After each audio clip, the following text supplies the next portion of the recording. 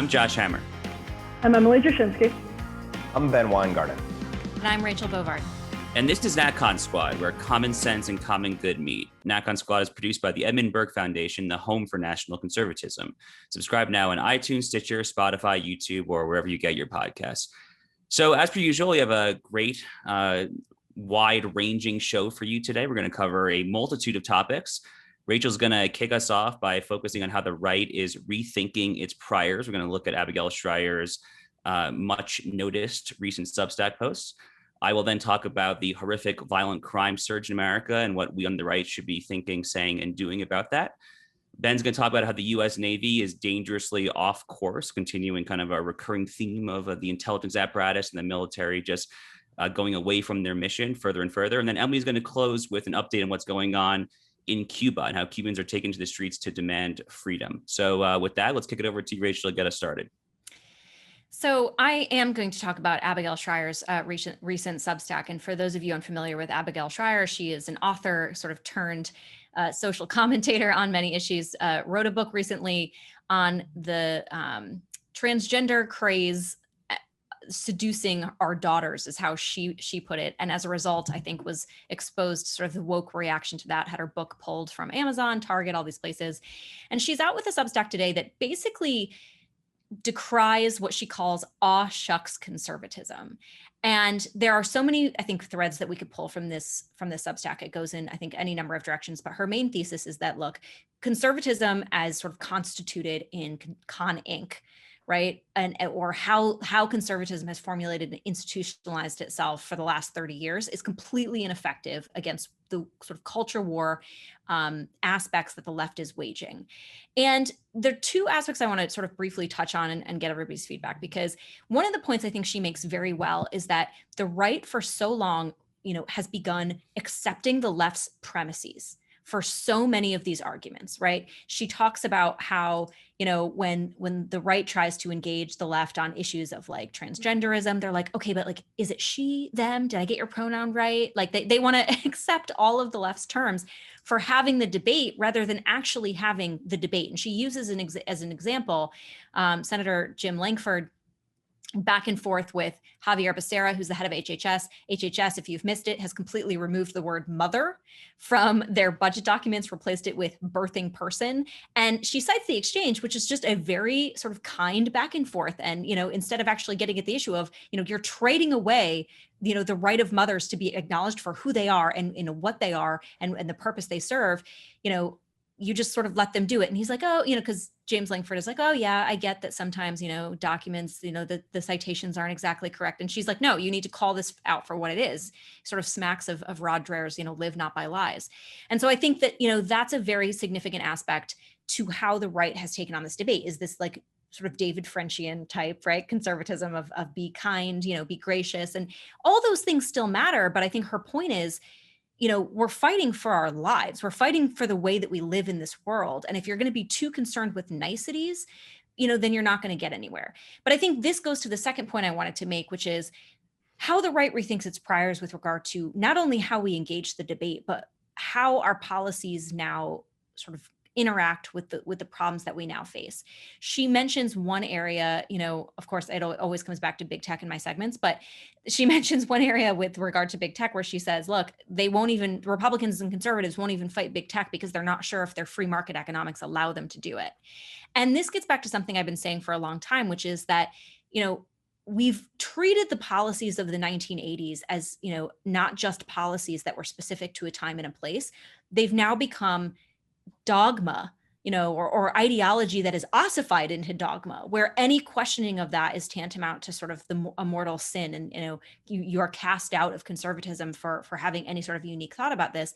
And I've said this for a long time, but conservatism survives and sustains because it is not ideology, because it is not dogma, because it recognizes that the challenges of times and places are different, and it codifies a sort of coherent response based around this idea of, individual autonomy and human flourishing and common good. Those are the three things, among others, that motivate conservatism, that should motivate our policy responses day to day to day.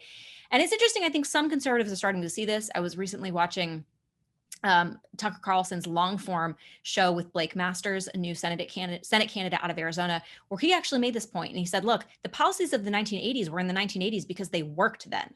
They were the right policies for the right time. And our challenges are different, and therefore our policies have to be different. And so, I'll wrap it up by just saying her whole Substack, again, goes in many different directions, but is really about the right having to rethink and update how it's been doing things, not only with how we engage the debate, because again, she makes the point, the left is not, we used to all agree on the same things, right? We used to all agree on the social consensus that moved America forward. We no longer do. And that reality must inform our approach. But then second, we have to be willing to get outside these four corners of 1980s conservatism, because it's not that anymore. It's 2021. Our challenges are different and our policies need to be different. It doesn't mean you throw everything over the side, but you work within applying your principles to modern problems, and that's definitionally going to be different than what we did prior. So I'll throw it open. If those of you who read the piece, there's many other avenues to go with it, but those are just two that I wanted to talk about. Ben, I was going to wait for you to hop in, but I'm happy to hop in here. I know you have some criticisms. You want to start off with what you thought was maybe less than stellar about the piece? Well, yeah, and let me be clear that this is not to take away at all from what I think is an exceptional piece. And I think the most important piece, let me start with the positive here, is she has a couple lines in the section that Rachel was alluding to about big tech, where she says it's a mistake of the aw shucks conservatives that they treat leftist ideologues like quirky out-of-town guests arriving for brunch. It assumes we all want the same things and are equally devoted to the perpetuation of bedrock American commitments: free speech, free exercise of faith, equal protection, rule of law. But the woke are not zany guests. They are home invasion robbers. The structure they intend to leave behind will contain but a handful of the cultural artifacts they encountered. Bringing down statues of Abe Lincoln, books by Dr. Seuss, and schools named for the country's founders, that's just their casing the joint. The large-scale heist hasn't even started. And she goes on to talk about the left's abuse of language, talking about non-binary, they, them, she, they, and she writes that these aw shucks conservatives don't understand that the chaos is the point. While they strain to avoid a faux pas, they don't even feel the dagger going in. They chuckle with their buddies that woke beliefs are nonsense upon stilts, to use Bentham's term, and the voters will surely respond in the next midterm election. And she goes on to talk about all the ways that they don't fight and they don't understand the stakes of the fight. And to me, that is actually the biggest takeaway of Abigail's piece, is that you have to understand the stakes. And we go back to this a lot, as Josh will term it in sort of Claremontian speak. You have to understand what time it is. And far too many elected representatives have no clue what time it is, or they think their donors won't respond properly if they actually forcefully advocate that it is that time to step up, or they think that their voters aren't there. But I think, on the contrary, that the vast swath of Republican voters in this country are far closer to being wholly red-pilled on a whole host of issues than their purported representatives.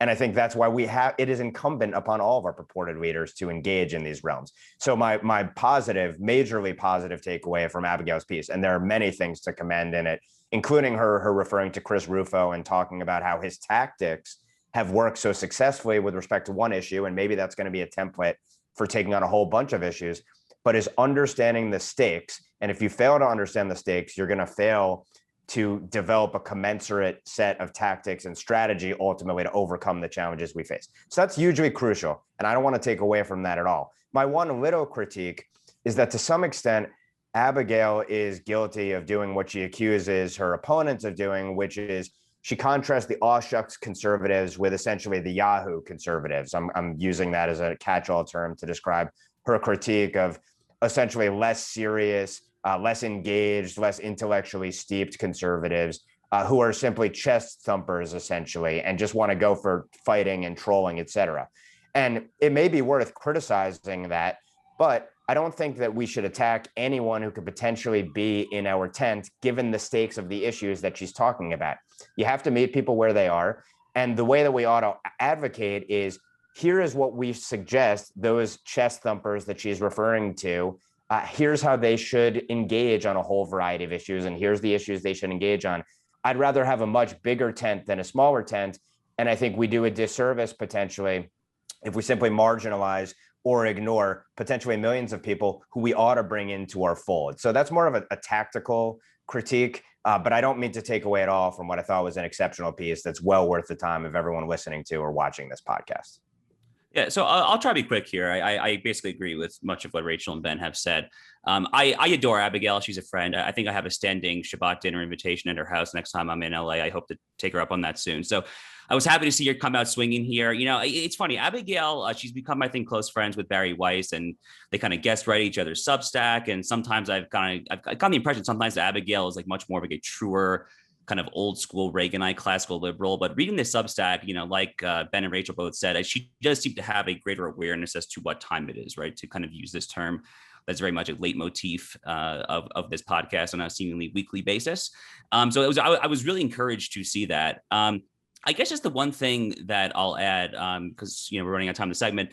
So I was at CPAC this past weekend. I moderated a panel, and you know, it's funny. Some people, like I saw them on stage, kind of like you know, back you know, off stage, whatever. A lot of people still are sounding a lot of the similar themes of the 1980s still, especially at a place like CPAC. I heard a lot of like rah rah freedom, rah rah liberty, cut taxes, slash regulations, administrative state, blah, blah, blah. Okay.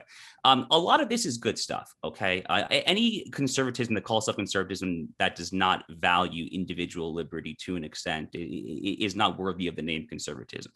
On the other hand here, you know, the theme of Abigail's piece, the theme of this podcast, our segments almost every week, is that you need more than that. The ship has sailed. If you are still preaching freedom, freedom, freedom, liberty, liberty, liberty, as if the year is 1982 and Jimmy Carter's marginal tax rates are still very high or whatever, then you just don't know what time it is. So I was happy to see Abigail kind of make this very forcefully, you know, with things like the big tech line that Rachel flagged about market economics. And I just hope people, you know, who are probably a little less red-pilled than the four of us take her message to heart. I have just one quibble with the piece, and I love Abigail. My one quibble, and this is not just her, there's a lot of people. I think Chris Rufo has done amazing work, but he's also been able to do that work because he's not of the conservative movement. It gave him a lot of credibility that let him go into mainstream circles and reach out on a bipartisan basis in a way that would be virtually impossible for people of the conservative movement to do, not because they're hampered by all of the excesses of the conservative movement, which certainly exist, but because the culture immediately shuts them out of all of those opportunities. So credit to Chris Rufo for what he's done, but part of what he's been able to do is actually, yes, he's been speaking boldly, exactly as this piece says. He's not an aw shucks conservative. That's much easier to do when you're not coming from sort of the conservative movement already. And so that's my small quibble. Otherwise, I think this is smart. I think it's fascinating to see coming from somebody like Abigail Schreier, who is, as Josh said, like more classically liberal. I think that's a good way to describe her. She's probably center left on most social issues. For instance, she has really no issues with transgender adults. And I would say is center left on a score of those issues, and maybe center right on economics. We don't have to speculate about what her politics are. What we can say, though, is that it's super, super interesting to see this critique of the right come from somebody who is not of the right, in the same way that Rufo is not like a conservative movement traveler, but has had enough time working on issues where there's alignment with conservatives. So they say, well, you guys need to kick it up. Like, you need to step up what you're doing and actually be bold. That's how you're going to make progress. So I thought that part of it was interesting and smart. And on that note, I think we can kick it on over to Josh for our second topic. Yeah, so I mean, speaking of kind of like the red pilling of the right and really the red pilling of America in general, it's kind of a ghoulish and ghastly way to red pill large swaths of the citizenry. But if you quite literally in many, centers of urban clout, of urban power, the urban corridors across America, or even the suburban areas, frankly, increasing at this point, if you just look out the window, it is very difficult to ignore the epidemic of crime that is currently happening in America right now. It's a thing that I think not enough people on the right are currently talking about. I've seen some Fox News segments on it over the past week or two, so I'm happy that it's starting to get more attention. First of all, just on a pure political note, it really baffles me that people on the right shy away from this topic as much as they do. This is a winning issue for the Republican Party. It's a winning issue for conservatives. It always has been. Numerous Republicans have won presidential elections running on effectively a pro-law and order message. No one likes crime. I think last year during like the height of the 1619 riots, even Black Americans polled against defunding the police by a margin of like 82 to 18 or something along those lines. And no one actually wants to go to the police. No one likes crime. Everyone wants safety. Every mother and father wants their child to be able to walk to the bus stop to go to school or walk to their friend's house for a play date or whatever. No one likes crime, but the statistics, you can't ignore them. So like basically what's happening this year is on a 2021 year to date basis. We're about halfway through the calendar year, obviously. Violent crime is up around 25 to 30%. It's around 30% actually in like the 25 or 30 largest cities in the country. And that's relative to a 2020 baseline that was already astronomically high, of course, because the 2020 baseline had more than half of the year after the death of George Floyd, after the commencement of the 1619 Black Lives Matter Antifa riots that kind of shook the nation all last summer, last fall, and to an extent really kind of carried over, frankly, into the year 2021. The question, I guess, or the questions I should say are, why is this happening and what should we do about it? Well, there's a lot of reasons why this is happening. First and foremost is that, I guess, from my perspective, the extent to which the American right kind of used to be like the party of law and order, going back to like the Nixon campaigns, the Reagan campaigns, things of that nature, that really has taken a severe beating over the past 15, 20 years. We've seen the rise of a libertarian-centric criminal justice reform movement. The Texas Public Policy Foundation, back when Brooke Rollins was the head of that, they had their Right on Crime initiative, which was very popular during the Rick Perry gubernatorial administration there in Texas. They basically advocated that they basically said that, we had over incarceration. So for reasons of kind of fiscal responsibility, we should decarcerate. And this really kind of has trickled in. It's affected, I think, a lot of right of center thinking across the country. From my perspective, you can kind of draw a direct line from the Right on Crime initiative there in Austin, Texas, to the First Step Act at a federal level that passed it was like an 88 to 12 margin or something like that in December, I think it was 2018. From my perspective, President Trump's single worst domestic policy mistake was the First Step Act. But really the problem is even more at the state and local level here. On the First Step Act, as bad as it is, I think it's like 85 to 90% of the prison population in the United States is at the state level. And increasing what you have over the past decade or so, you have George Soros and a lot of his allies who have funded these progressive prosecutors. Andy McCarthy had a really nice long form essay for Commentary Magazine a year or two ago about the Progressive Prosecutor Project, which is harrowing, truly dystopian to think of.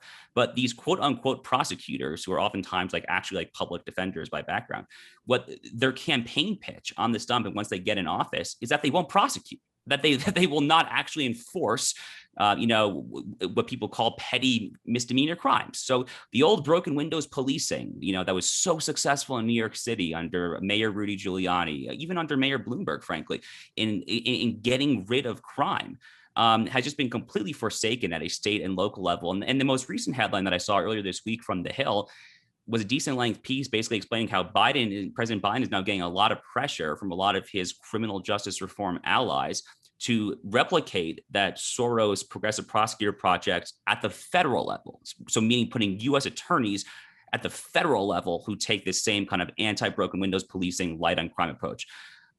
The final thing that's going on here, obviously, is just rhetorical, which is just this, from my perspective, disgusting. And I will use that word. It's disgusting. The disgusting demonization of police in this country. It is outrageous from my perspective. I mean, like last year, the NYPD saw at some point in like June or July after the George Floyd riots began a 400% week over week, month over month increase in retirement applications. No one wants to be a cop. And the problem is that the further we go down this road of demonizing cops, we are disincentivizing anyone who has any other career path to be a cop. So we're only going to get off then with people who truly have no other options, who quite bluntly are probably just like not as smart. They just don't have any other options. So we're only just doubly and triply hurting ourselves here. So I think we on the right just more broadly need to kind of recover our pro-law and order past. And we need to recognize that whatever merits, quote unquote, criminal justice reform may or may not have had 5-10 years ago, the pendulum has clearly now shifted in the other direction from my perspective. So I'll get off my soapbox and open it up for whoever wants to talk at that point. So I guess my quick take, and I may depart, I think, from some of what I think you just said, because I do agree with you that like the sort of policing at the local level has taken a step back, because part of the problem I think with the criminal justice discussion was that it actually went from a discussion that I think has merit, that, you know, people do get stuck in the justice system. It's this endless cycle. And if you don't have the resources and you don't have the savvy to maneuver, you're stuck in this endless loop. My dad was in federal law enforcement for 30 years. I like his stories about people getting stuck in the system are egregious, right? But the problem is that conversation that I think had merit translated into this like anti-police movement, that somehow we shouldn't be policing our sidewalks and our streets, and that, you know, your theory about broken windows policing was, you know, thrown out the window, to put a finer point on it. That is unacceptable. And I think what we're seeing now is, you know, a response to that. I think very clearly of, you know, Eric Adams in New York City, right, running for mayor, and he's a former cop and he's running on a pro-police, you know, platform, and New York City residents, you know, by and large liberal, are responding to that because nobody wants to see crime in their own community. So I do think that there are two discussions that can be had at once, but unfortunately, I think they get conflated in ways that are just like completely unhelpful. You have actors on the right and actors on the left that take them and push them for their own purposes. And, you know, you have people that I think still get continuously stuck in the system. So, but I do think you're right. Like the pendulum is definitely swinging back in the other direction. And I think advocates of criminal justice reform should learn from that, right? You can't allow this conflation to happen, or your message is going to be lost. So I'll just leave it with that.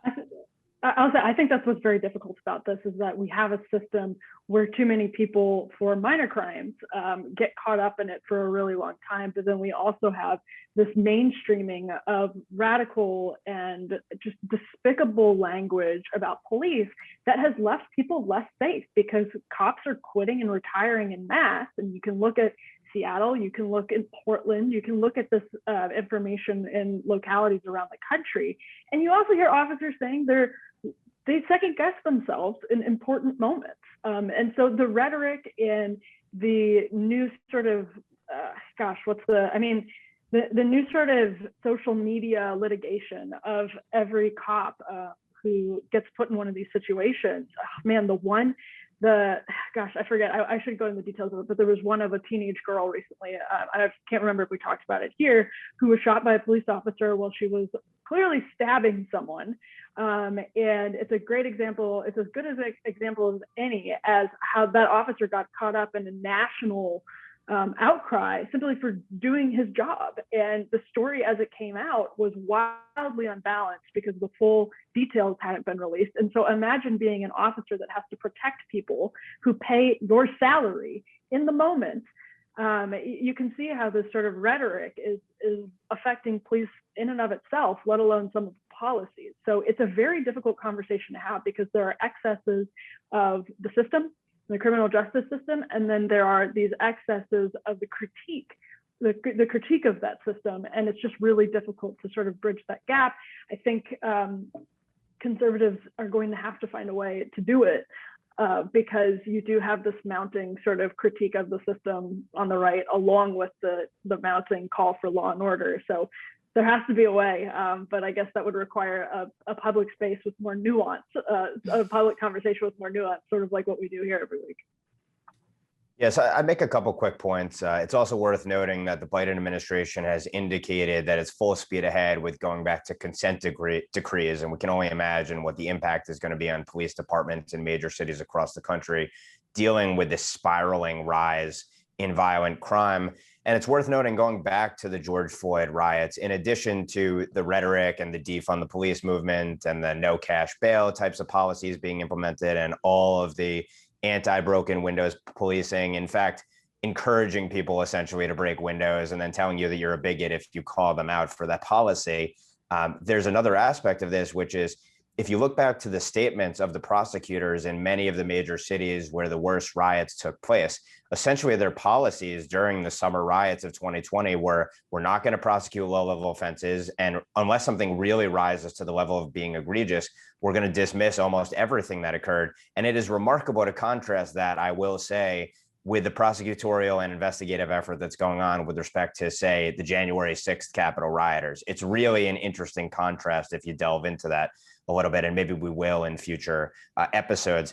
The only other thing I'd say is it is an interesting time to hold in your head kind of the two things of, one, the savaging attack on law and order and cops at the beat level, and what the consequences have been for the non-elite progressives who can't pay their way out of it or avoid it.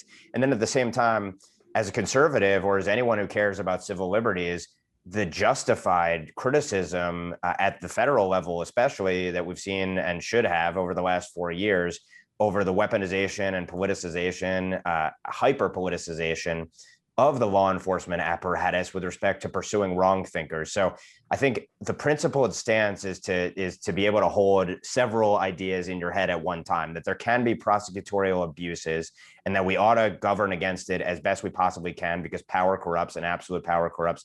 Absolutely. But on the other hand, we also have to have sympathy for our fellow citizens. And the fact that you do have to worry about walking down the street in New York City or Chicago or any of a million other urban centers in this country is very disturbing, and it is a politically very powerful issue and salient issue that I think will matter in the midterms and beyond.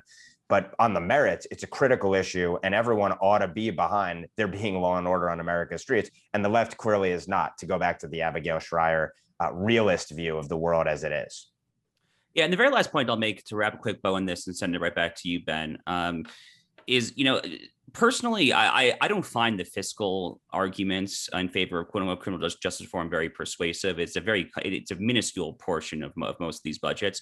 The argument that I do find most persuasive is that we're locking up more single fathers. It's kind of like a socially conservative. We want fathers in the home, almost kind of like a family policy kind of thing. That, I think, is really the kind of intellectual tension that a lot of us who are both pro law and order but pro family need to think through a little more. Maybe we'll unpack that on future podcasts. But anyway, Ben, what's going on at the U.S. Navy? Tell us about it.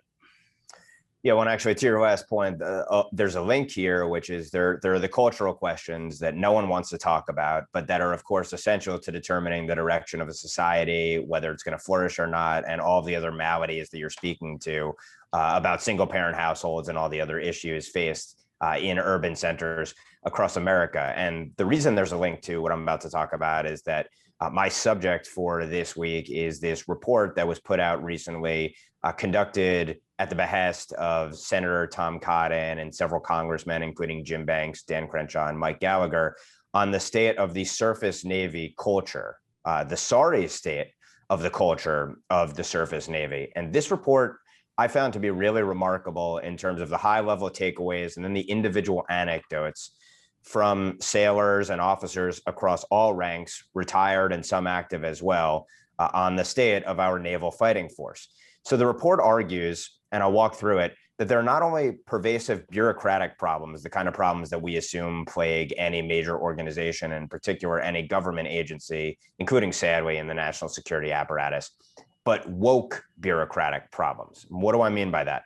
Well, the report concludes that morale and readiness suffer from a culture with, quote, and here are the problems: an insufficient focus on warfighting skills, the perception of a zero defect mentality accompanied by a culture of micromanagement, and oversensitivity and responsiveness to modern media culture on top of other issues regarding funding and the rigor of the training, as well as just people being buried under an avalanche of administrative tasks, all of which are the kind of issues that plague any major organization. But it's the woke part of this that's really remarkable. And I want to read just a few select quotes here, and then we can extrapolate on their broader meaning. So here's one. Sometimes I think we care more about whether we have enough diversity officers than if we'll survive a fight with the Chinese Navy, lamented one lieutenant currently on active duty. It's criminal. They think my only value is as a Black woman, but you cut our ship open with a missile and we'll all bleed the same color. I think that's the money quote from the whole document, but there are plenty of other disturbing ones. A recently retired senior enlisted leader, quote, I guarantee you every unit in the Navy is up to speed on their diversity training. I'm sorry that I can't say the same of their ship handling training. Another one. The Navy treats warfighting readiness as a compliance issue, said a career commander. You might even use the term compliance-centered warfare as opposed to adversary-centered warfare or warfighter-centered warfare. A junior surface warfare officer, still on active duty, confessed, "I don't think that the service community see themselves as people who are engaged in a fight." Another officer laments, "I've never heard anyone in any congressional testimony that I can think of that talks about actually winning." And so that's not to absolve the Navy of its responsibility, but it's just stunning to me. And another said, "Lethality, I don't think, was touted or promoted, or a warrior culture." It's really remarkable to continue with these. Institutions of high performance and high excellence do circus flips trying to figure out how to cultivate and retain talent, said one former naval officer who is now a senior leader at a major hedge fund's philanthropic arm. I mean, it's almost beyond parody that that's the trajectory. The Navy all but chases it out of the door. And lastly, the report notes the central mission of the Navy, which is forgotten in all of this, finding and sinking enemy fleets. That should be the principal purpose of a Navy. And what I think that points to is that, like any institution, but particularly institutions that matter with respect to the life and limb of Americans, adhering to and being fully devoted to their organizing mission is the whole ballgame. And what this report lays out is a culture that cannot underpin adherence and devotion to that mission, and then a whole bunch of other missions that have nothing to do with keeping Americans safe and fighting our adversaries at the end of the day. My takeaway is, if you did this exact same report and you applied it to every other agency of the federal government, to our major corporations, to our academic institutions, wouldn't we be likely to find the very same problems plaguing almost all of our institutions? I mean, any human endeavor is going to have flaws. There's going to be corruption. There's going to be bureaucratic inefficiency. There's going to be politics and the like. But you can't have it in institutions that govern life and limb, or institutions that are essential to excellence as a country and success as a country, particularly in context of a fight with the communist China that now, in the case of the Navy, has a larger naval force than we do in terms of number of ships. So it just strikes me that this report shows that the Navy is really, the problems faced by the Navy are really a microcosm, perhaps, of the problems we face at all levels of society in all of our commanding heights. So I turn it over to the group to say, is that too much of an alarmist perspective? Is it too much of a sanguine perspective? Curious as to your takeaways. No, this is the number one thing that keeps me up at night. And I think we've talked about it many, many times on the show before. It reminds me again of the thing Bill Maher said when the Dr. Seuss controversy boiled to the top of public discourse several months back, when he said, "You know who's not worried about outdated stereotypes of Asians in Dr. Seuss books? China. They're building their military up." And I did a monologue on Rising about this, I think about a month ago, in the context of a post from Katie Herzog on Barry Weiss's Substack. And this is starting to sound like the zine lingo of the 90s, but a post from Katie Herzog on Barry Weiss's Substack where she talked about how this has actually affected the medical community and about how doctors are not pursuing particular lines of research because they're so terrified of getting in the way or getting sort of caught by woke thought police that dictate how these industries run. We're talking about life and death situations in the medical community. There was an example given in Katie Herzog's report about how a woke group wanted to remove doctors or wanted to remove police officers from emergency rooms. And a doctor told her, "Listen, I'm terrified to talk about this, but if we do that," I remember a suspect came in and tried to finish the job on someone we were operating one time. Like, people will literally die. And so our efficiency as a country, we don't know. We can't quantify exactly how pan-institutional this rot is. But the tyranny of the jargon and the wokeism is crippling us. Like, I don't want to be hyperbolic because we're still obviously, like, the trains are still running on time, so to speak, for the most part. Like, people are getting food. They have, you know, they can do what they need to do. Most of the country can do what they need to do. But that might not be the case 5-10 years from now if this continues to happen, because this is literally becoming a life and death issue in our institutions. And it's for something so stupid as our fear of being anything but aw-shucks sort of cultural people. It's not just conservatives, it's people on both sides, and that's really important to say. Yeah, I mean, I don't have a whole lot to add. I mean, I think Emily basically hit the nail on the head here when she opened up her segment, which was, you know, who's not worried about like XYZ issues, which is China. I mean, increasingly, China is the issue upon which basically every issue that we talk about should be framed. When we're talking about inculcating, indoctrinating our children, like national self-hatred and racial self-hatred and ethnic self-hatred, you know, who's not doing that? And you know who loves to see that? China. When we're talking about getting rid of standardized testing, you know, abolish the SATs, the ACTs, you know, who's not doing that? You know, who loves to see that? China. When Heather McDonald kind of sounds the alarm about how NIH, National Institute for Health, is kind of giving out grants not based on merit, but based on some like vogue equitable notion as to kind of like racially giving out them according to the, racial demographic breakdown, who's not worried about that? China. So that's really the way to look at this. And we've talked about this obviously on this podcast before, whether it's kind of the intelligence apparatus or the military. Every single time we do something like this, every single time, some high-ranking Navy, Army, Marines, et cetera, official talks about the moral imperative to read Ibram X. Kendi. And, Chairman of the Joint Chiefs of Staff, Milley, who testified in Congress last month in June, he was talking about how he's like perused his Chairman Mao, his Lenin or whatever. I honestly, like, why would you even say that? I mean, like, I'm not opposed to like to someone who has like read like the full breadth of views, but if I were serving the armed forces, I would probably be like a little demoralized at like the fact that someone's even like talking about some of these just horrific things.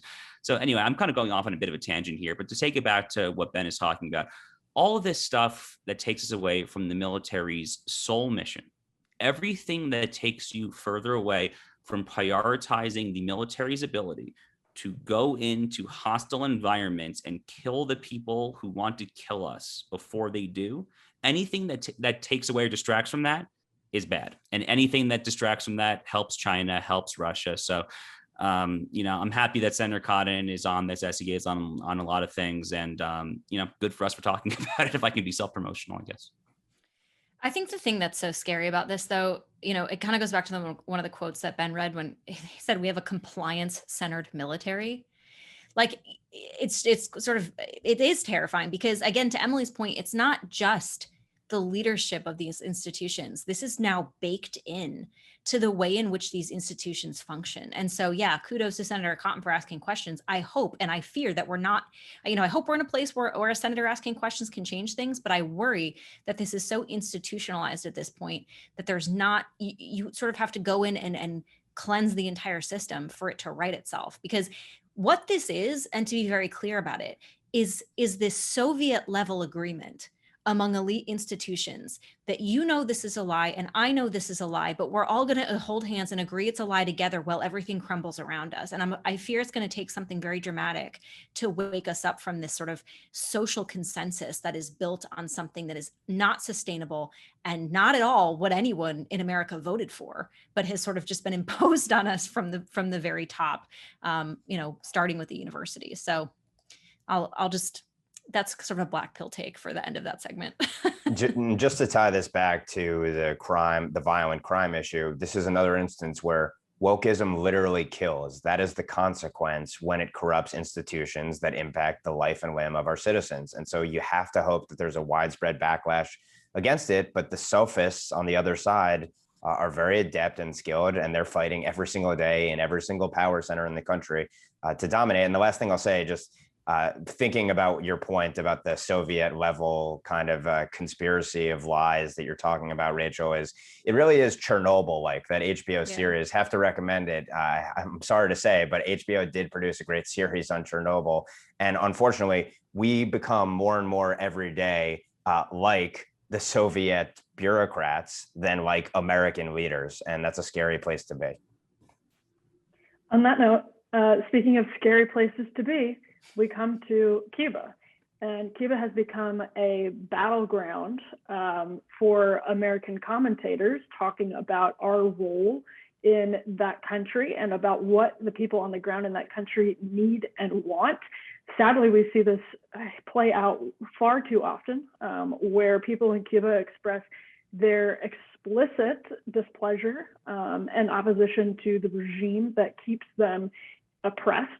And then in America, it sort of becomes a little political talking point, a way to score points, either against socialism or against the United States and sanctions. And the reality is, what we've seen play out in Cuba over the last half century is obviously tragic. And it's, a consequence. Whenever we talk about sanctions, right, the United States will lift the sanctions if Cuba treats its people better.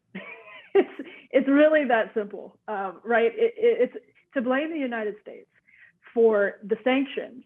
There's two things can be true, right? The sanctions can be hurting the people of Cuba, but the sanctions are in place because the government is doing much more permanent, systemic damage to the people of Cuba. The sanctions are aimed at undoing that system of oppression against the people in Cuba.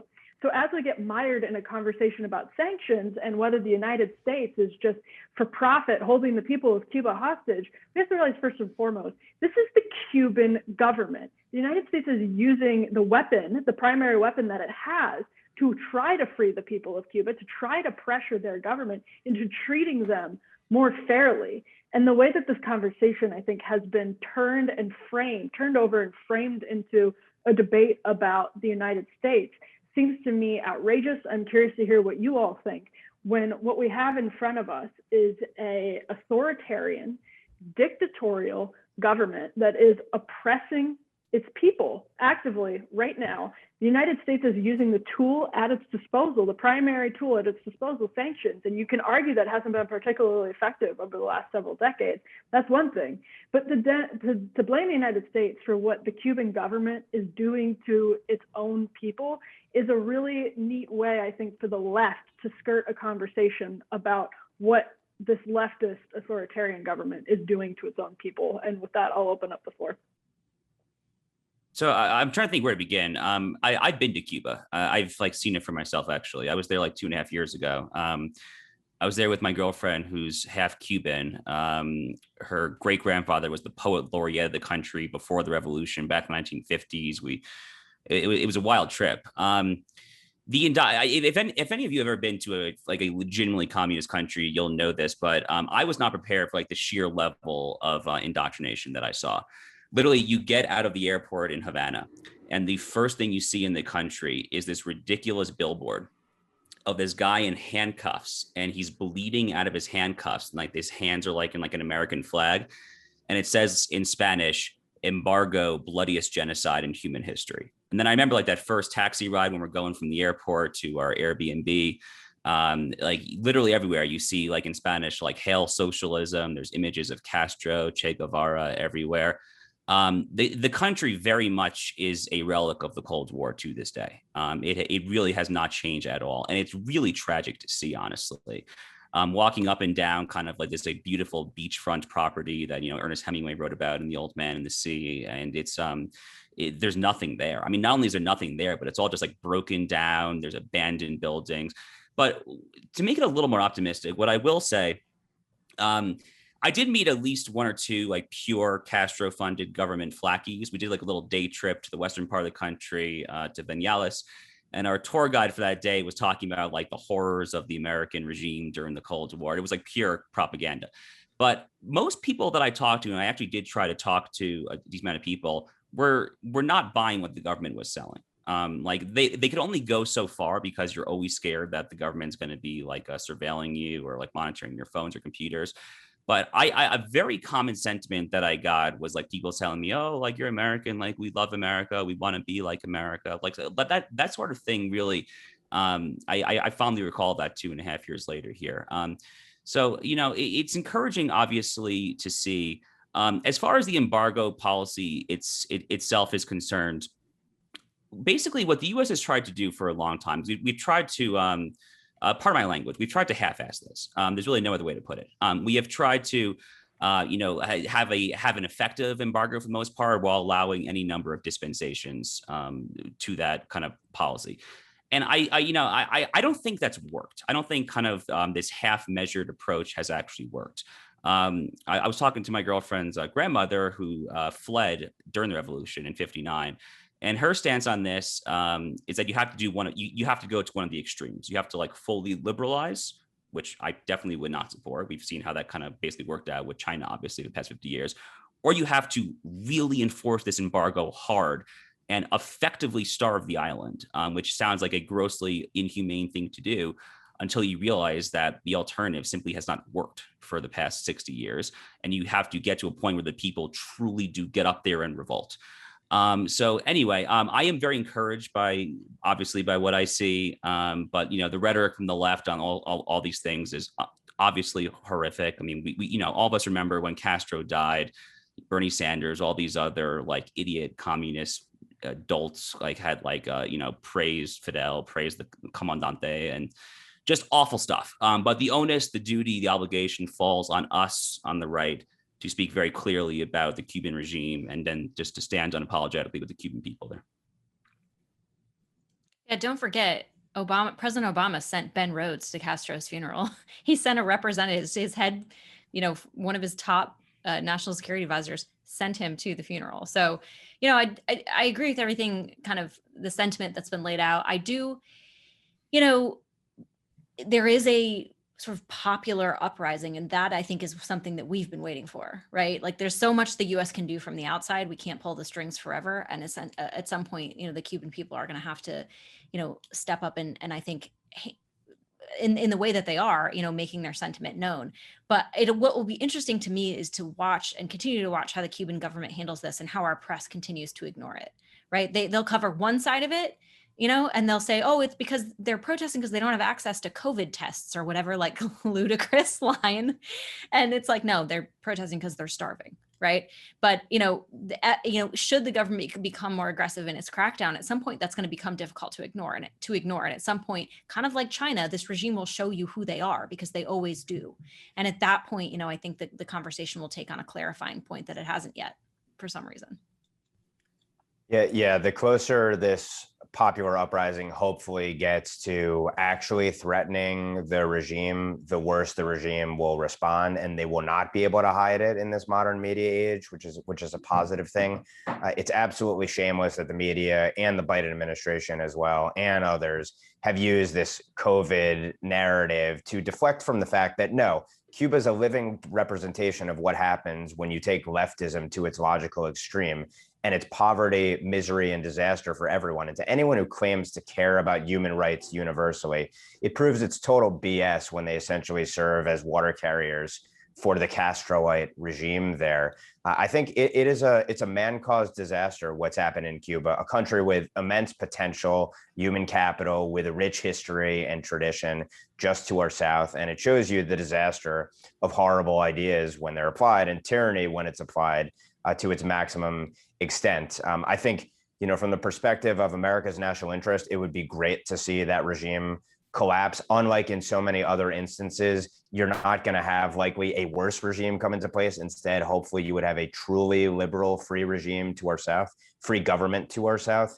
But that said, I don't believe, you know, there's a question about intervention and what should intervention look like. I don't believe that it's incumbent upon America, that it would be serving our national interest to intervene in a material way, but certainly in terms of in an ideological fashion, in terms of potentially providing safe harbor to individuals escaping tyranny during the chaos that's likely to ensue, just as there should have been with respect to Hong Kong. I think we should welcome truly liberty-loving people who will make America a greater country in, to the extent they're escaping true oppression and tyranny that's about to hit them. Understanding, of course, that regimes like the Cuban regime will try to take advantage of that system and flood America with infiltrators and those who are regime loyalists as well. So we'll have to be careful there. But I think there ought to be a shift in conversation, both to what is America's role in grappling with a situation like this, and then what is squarely in our national interest. And we're not really there yet, I think, in the discussion.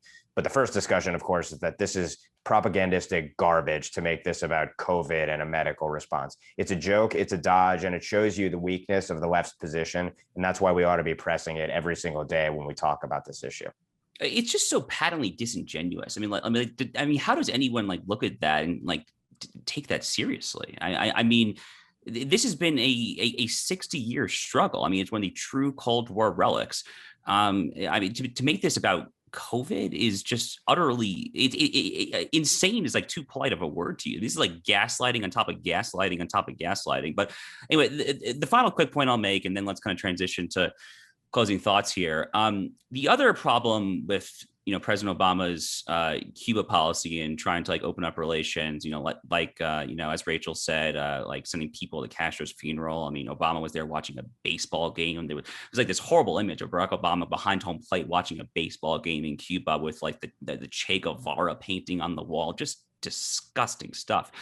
there are very few people in the 20th century with a worse track record than Che Guevara, obviously. But the other problem with the Obama administration's flip-flop on this and opening up relations is that Cuba, this goes without saying to a lot of people, but for those who need to hear this, it's a pretty evil regime on a global stage. They are close allies with Venezuela. They are very close with the Iranian regime. They have very tight relations with Hezbollah. These are bad dudes on a geopolitical level, to say nothing about what they're doing to the Cuban people, obviously. But again, the onus is on those of us on the right, I think, to stand unapologetically with what the Cuban people are trying to do, ideally without boots on the ground, obviously. So let's transition to parting thoughts here. Does anyone want to start us off? So I just have one thought about kind of something that Ben said, which is this idea that the media, which has been so quick over the last 4 or 5 years to call everything right-wing authoritarianism, right? Like fascism coming to America, on our shores, living in our White House. Oh my gosh. They've been willing to do all of that. But when you actually have, real, to your point, Ben, logical conclusion of leftist ideas, right? In this socialist government that is killing its own people, allying itself with criminal regimes all over the world, they are unable to reflect on that point. And it's interesting because I do think the right oftentimes, or at least sort of avatars of right-wing politics, go too often to that talking point of everything is socialism, right? Everything, any tax increase might be socialism, any infrastructure policy might be socialism. My favorite from the Trump era was when Trump was trying to make pharmaceutical companies negotiate with Medicare, and as opposed to just telling Medicare what it was going to pay. That was socialism. So I think they oftentimes cling too quickly to this moniker, but we actually have something that is socialism and it is killing people. And we've seen with our own eyes, how these things turn out, and we are unable to talk about it as a country, right? You find me a national conversation about, this actual fact. And so it goes again, I think, to the distorted way in which our media sort of controls the national narrative and is very eager to, I think, reflect or protect or be in the pocket of a certain sort of left-wing narrative. And I think the Cuba conversation is a very good example of that, because yes, let's call out things that are not authoritarianism at all, but hey, whatever, Cuba, it's just COVID tests they're mad about. So I'll just say that. Or let's blame the United States right. for what's happening instead of dealing with the government itself, which the United States is in opposition to and should be in opposition to, because they're repressive and they, crack down on free speech. They hurt dissidents. They are repressive to artists. I mean, it's unbelievable how the left can find ways to twist itself pretzel-wise into finding a way to blame the United States for things where it's two things can be true. The United States can have handled something with questionable strategy, and then the Cuban government can still be to blame for repressing people when it represses people. It's unbelievable. And just to synthesize things quickly in my final thoughts, it's when we think about the institutional rot that has been brought on by the progressive or bigot binary formulation that woke politics inject into our lives, into our relationships with each other, where you don't talk about anything that could put you on the wrong side of that binary, because if you do, hey, you're going to be a bigot. It brings us to the question of what Abigail Shrier is talking about. You can't be an aw shucks conservative. I feel like that's increasingly apparent to people. The question is, if you're a conservative and you've already been shut out of polite society, especially, and this touches, I think, us probably more than the average person, although for the average person, the cost of crossing these boundaries is much higher than it is for us. But if you've been sort of shut out of polite society and you can't have these conversations anymore, how do you go about being an Abigail Shrier, a whistleblower, someone who writes this indispensable piece of research on something that is, again, literally causing irreversible damage to girls, something feminists should be up in arms about? And in fact, the brave ones are, the Abigail Shriers and Christina Hoff Sommers and all those great TERFs over in the United Kingdom are. How do you go about doing that? We have some people, we have a handful, but it's one thing if you're Chris Rufo and you haven't worked at, let's say, for a Republican Senate office for years. It's another thing if you have, and if it's for a lot of people it's their job to oppose the left. it's hard for that basically the entire conservative movement as an institution to do that outside of finding people like Chris Rufo and Abigail Shrier, who aren't necessarily movement conservatives, but who can work with movement conservatives on key issues. So some of this keeps me up at night, honestly. I literally lose sleep sometimes worrying about what's going to happen when like the true cancellation and purging of half of the American country, the deplorables, begins. We obviously have seen a lot of this begin, but I genuinely fear that we've seen the tip of the iceberg of what is to come over the next 15, 20 years. I mean, we talk about woke capital a lot on this podcast, but the problem is much worse than woke capital. I mean, we are increasingly heading towards a society. Social media is just the tip of the spear where, conservatives are going to have to work with different banking institutions, different law firms, get doctors. All of this really has kind of already started, right? We've seen kind of like the financial firms that like refuse to do banking transactions or refuse to provide credit to Trump supporters. I mean, some of that has really already started, but it really is going to get a lot worse. And what I lose sleep over is with respect to both kind of the capital that is needed to fund these parallel institutions that we are eventually going to need to form, as well as just the straight up cancellation and purges and people who eventually will tragically be fired for wrongthink. What is the safety net? The term safety net is not necessarily something that conservatives love to think about, but we really need to think about what we on the right can do to support our people when they put themselves out there, because it's true. I mean, I love Abigail, but she's been able to now make a career now, writing this book and a Substack. Not everyone can do that. Abigail also has a Yale law degree to fall back onto if need be. I have no idea if she's still barred or anything like that, but she did go to the top law school in the country, if not the world. So, I mean, there's that, but not everyone can say that. So, I mean, I don't have the answers. I'm not going to have the answers in this final shot segment or anything, but I really think that we need to start thinking about what we can do as the deplorables more broadly, what our funders, our donors, what our advocates, our grassroots, what all of us can do to work together to provide a broader safety net for what I fear could be a pretty serious purge, or at least an attempted purge over the next 15, 20 years or so. Yeah, I've long argued that we're headed towards ideological segregation in every aspect of our society, absent a major sea change, and I don't see it coming. And as I've argued here and in many pieces of commentary and writing, I view the sort of exploitation of January 6th as sort of the archetype of what is to come, casting some or all of the country or all of the deplorable part of the country as domestic violent extremists or domestic violent extremists adjacent, or aiders, abettors, and enablers, or harbors of the same ideology. And all you have to do is look at, as I've talked about, the countering domestic terrorism strategy to see where this is all going potentially at its worst. And I was thinking about your comments, Josh, about coming off the plane in Cuba and what you witnessed. And increasingly, we do have a regime ideology here that is propagated all the time in media, in our public spaces, and the like.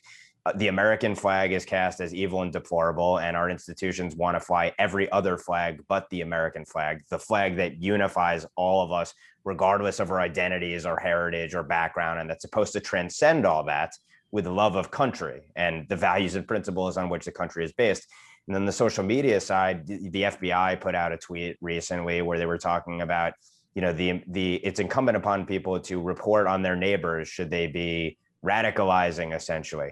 That is the very thing that happens in a Cuba or a China or in the Soviet Union, the predecessor, and beyond. And so, not to be that avatar of conservative hysteria, but you see all of these warning signs throughout society of us becoming more like them rather than them becoming more like us. And we ought to point that out at every single level while we still can, while we still have a platform and we're not all canceled. And then to go transition all the way back to the point about Chris Rufo, I think one of the lessons of his trajectory is that he was a documentarian and he understood how to hit people in their hearts before you get to the question of the mind, the theory, the ideology, and the tactics about going about winning a political war. And ultimately, that's what is going to happen. We will have to effectuate a sea change in the hearts of Americans. And maybe it won't take that many if you look at it on paper anyway, in terms of how many people are broadly anti-progressive or not progressive in the progressive or bigot binary that they've tried to box people into. Increasingly, we need to try to win the hearts as well as the minds. And so if you're looking at long-term, what are of the list of 10 things that we have to do, it has to be hitting people in their hearts, not just with the facts, unfortunately, and logic and reason, because that's not where people are at the end of the day. We're emotional animals as well as reasonable animals, and probably not even close to a 50-50 proportion. So with that, I don't know if anyone wants to end on a happier note than that. I don't really have the positive end for this episode. I can at least say, to Josh's point about funding, I have heard from people over the last year that I would be surprised to hear from, who might not even be conservative, but who do see there's a market for a lot of this stuff, and so that's at least optimistic. There may be more funders than we realize. It is optimistic, and the only thing that I'll make slightly optimistic as well, and we can close on this note to your point, Ben.